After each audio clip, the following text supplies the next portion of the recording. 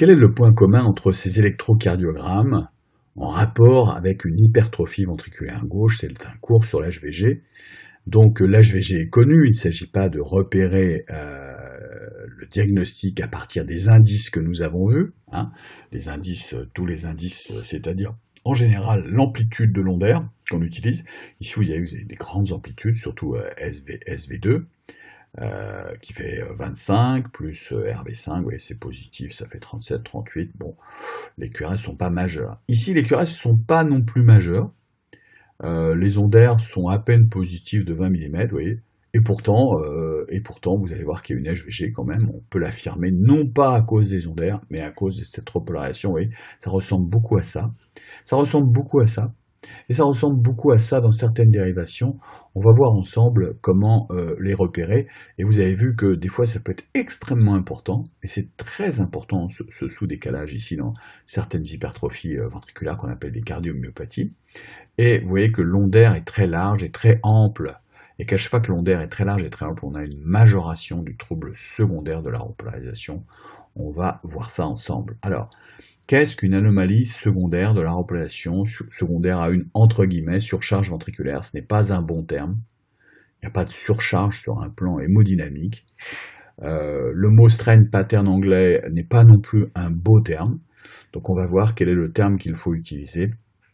C'est anomalie secondaire de la repolarisation, voilà, en rapport avec un remodelage du ventricule gauche, parfois en remodelage avec une hypertrophie concentrique ou excentrique.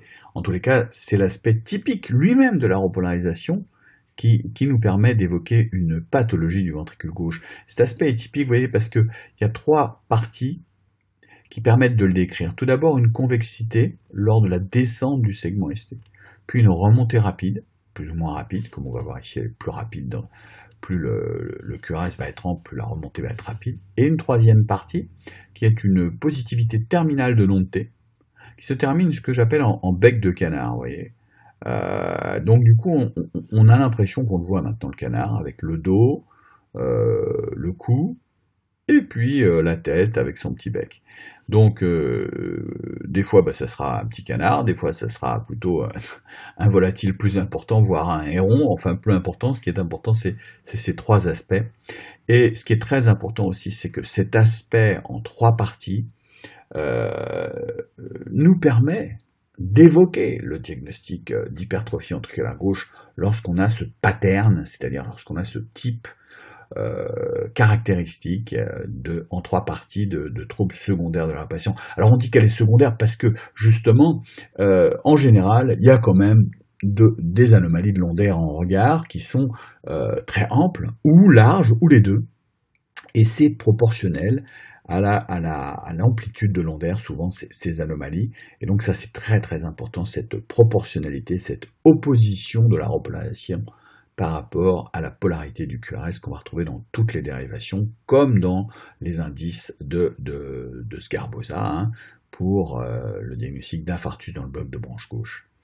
Donc, anomalie de la repolarisation, qui nous permet de faire le diagnostic d'hypertrophie ventriculaire gauche, nous dit la conférence de consensus de Hancock et collaborateurs de l'American Heart Association. C'est un énorme document très simple et facile à se procurer, très pédagogique. Et on apprend aussi que quand il y a anomalie de la repolarisation, ce qui est très important, c'est que ça témoigne de masse ventriculaire plus importante et encore plus important, de complications cardiovasculaires et de mortalité plus importante que l'augmentation des QRS seuls. Vous vous rendez compte l'importance de bien caractériser cette repolarisation. On va revenir à nos 4 patients. Ils ont, je vous laisse regarder ou appuyer sur pause, ils ont ces anomalies. Regardez bien. Anomalie un petit peu en 3 parties qu'on vient de voir, hein, le dos du canard, le cou et le bec qui se terminent comme ça. Alors c'est plus ou moins visible. Là, vous les retrouvez en dérivation latérale sur le deuxième tracé. Sur le deuxième tracé, d'ailleurs, il n'y a pas d'indice d'HVG. Vous voyez que les QRS n'atteignent aucun indice de tous ceux que nous avons vus. Ici, on en avait un quand même, on avait SV2 plus RV5, mais là, on ne l'a pas, ni Sokolov, ni Cornell, ni quoi que ce soit.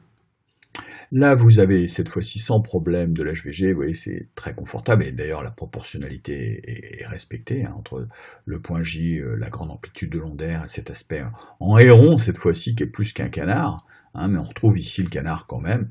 Quand on regarde bien, on a son dos, on a son dos, on a son bec, on a son cou. Et là, c'est la cerise sur le gâteau, c'est une cardiomyopathie hypertrophique.